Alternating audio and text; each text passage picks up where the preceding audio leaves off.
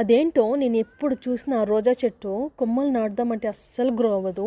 Last time కొమ్మలు నాటాను, చిన్న చిన్న చిగుర్లు కూడా వచ్చాయి. కానీ వర్షాలన్నీ తగ్గిపోయి మళ్ళీ వేడి స్టార్ట్ అయ్యేసరికి మొత్తం చిగుర్లన్నీ వాడిపోయాయి.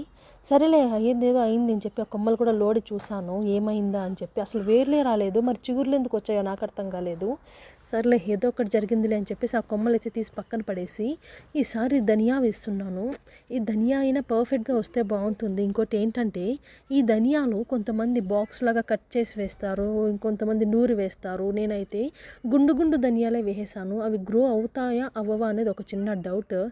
అయితే బాగుంటుంది, అవ్వకపోతే ఏముంది, మళ్ళీ దంచి మళ్ళీ వేయడమే, సింపుల్.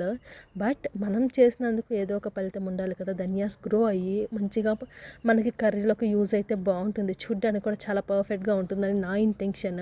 నేను ముందుగా అయితే సోక్ చేయలేదు, ఎందుకంటే సోక్ చేస్తే తొందరగా వచ్చేస్తాయంట. బట్ కానీ నాకు ఒకవేళ సోక్ చేయకుండా వేస్తే ఎలా ఉంటుందో అని చూడాలి అన్నది ఒక ఇంటెన్షన్. అంతే కదా, మనం ఇలా చేస్తే బాగుంటుంది అనుకుంటే మనం అలా చేయము, అడ్డదారిలోనే పోతాం. సో అవి కూడా పోతే పోమ్మా అని చెప్పేసి వదిలేసాయి నన్ను. ఎలా అయినా వేసుకో, ఇంకా నీతో నాకు సంబంధం లేదు అని చెప్పేసి. సో అంతే, ఇంకొక 2 to 4 to 5 డేస్లో అప్డేట్ ఇస్తా, వెయిట్ చేయండి. అట్లీస్ట్ గ్రో అవుతాయా అవ్వవా అన్నది కామెంట్ చేయండి.